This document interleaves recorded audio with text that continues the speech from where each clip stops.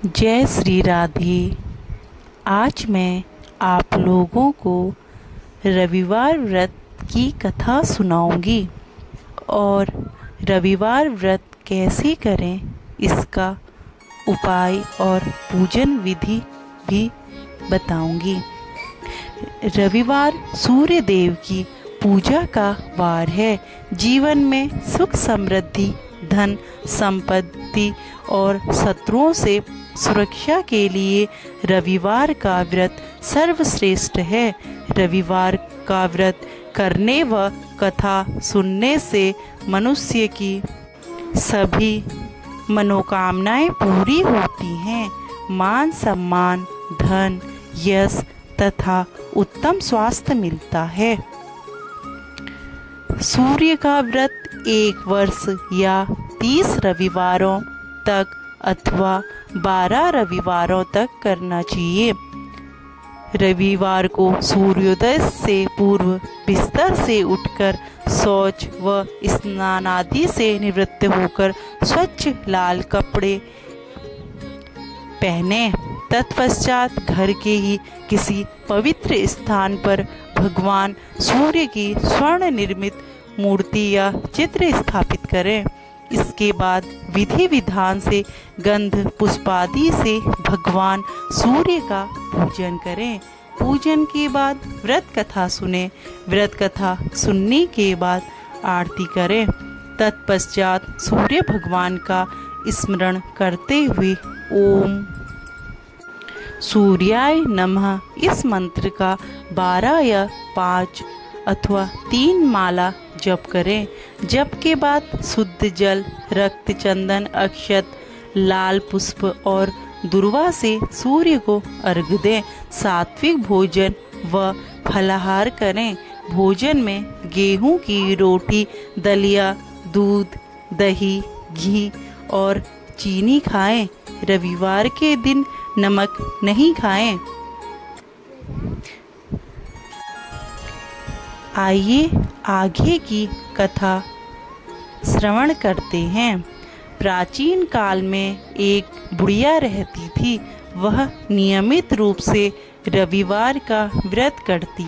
रविवार के दिन सूर्योदय से पहले उठकर बुढ़िया स्नानादि से निवृत्त होकर आंगन को गोबर से लीपकर स्वच्छ कपड़े पहनती।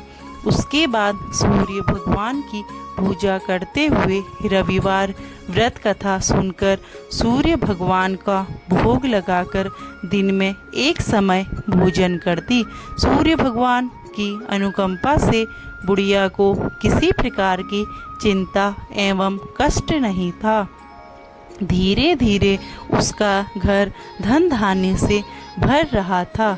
उस बुढ़िया को सुखी होते देख उसकी पड़ोसन उससे जलने लगी।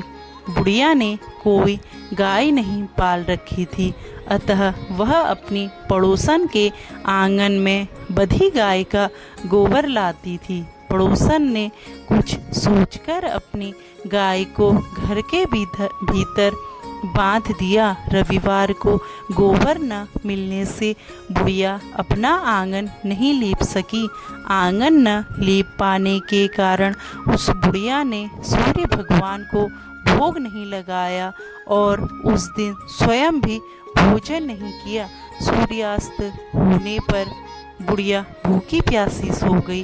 प्रातःकाल सूर्योदय से पूर्व उस बुढ़िया की आंख खुली तो वह अपने घर के आंगन में सुंदर गाय और बछड़े को देखकर हैरान हो गई। गाय को आंगन में बांधकर उसने जल्दी से उसे चारा लाकर खिलाया। पड़ोसन ने उस बुढ़िया के आंगन में बंधी सुंदर गाय और बछड़े को देखा तो वह उससे और अधिक जलने लगी। तभी गाय ने सोने का गोबर किया। गोबर को देखते ही पड़ोसन की आंखें फट गई। पड़ोसन ने उस बुढ़िया को आसपास न पाकर तुरंत उस गोबर को उठाया और अपने घर ले गई तथा अपनी गाय का गोबर वहां रख आई। सोने के गोबर से पड़ोसन कुछ ही दिनों में धनवान हो गई। गाय प्रतिदिन सूर्योदय से पूर्व सोने का गोबर किया करती थी और बुढ़िया के उठने के पहले पड़ोसन उस गोबर को उठाकर ले जाती थी। बहुत दिनों तक बुढ़िया को सोने के गोबर के बारे में कुछ पता नहीं चला। बुढ़िया पहले ही की तरह हर रविवार को भगवान सूर्यदेव का व्रत करती रही और कथा सुनती रही। लेकिन सूर्य भगवान को जब पड़ोसन की चालाकी का पता चला तो उन्होंने तेज आंधी चलाई। आंधी का प्रकोप देखकर बुढ़िया ने गाय को घर के भीतर बांध दिया। सुबह उठकर बुढ़िया ने सोने का गोबर देखा। उसे बहुत आश्चर्य हुआ। उस दिन के बाद बुढ़िया गाय को घर के भीतर बांधने लगी। सोने के गोबर से बुढ़िया कुछ ही दिन में बहुत धनी हो गई। उस बुढ़िया के धनी होने से पड़ोसन बुरी तरह जल भुनकर राख हो गई और उसने अपने पति को समझा बुझाकर उसे नगर के राजा के पास भेज दिया। सुंदर गाय को देखकर राजा बहुत खुश हुआ। सुबह जब राजा ने सोने का गोबर देखा तो उसके आश्चर्य का ठिकाना न रहा।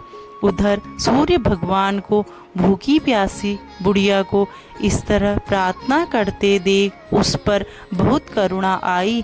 उसी रात सूर्य भगवान ने राजा को स्वप्न में कहा, राजन, बुढ़िया की गाय व बछड़ा तुरंत लौटा दो, नहीं तो तुम पर विपत्तियों का पहाड़ टूट पड़ेगा, तुम्हारा महल नष्ट हो जाएगा। सूर्य भगवान के स्वप्न से बुरी तरह भयभीत राजा ने प्रातः उठते ही गाय और बछड़ा बुढ़िया को लौटा दिया। राजा ने बहुत सा धन देकर बुढ़िया से अपनी गलती के लिए क्षमा मांगी।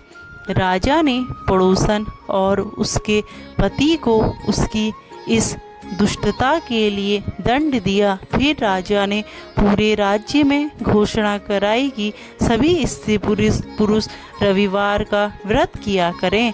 रविवार का व्रत करने से सभी लोगों के घर धन धान्य से भर गए। रास्ते में चारों ओर खुशहाली छा गई।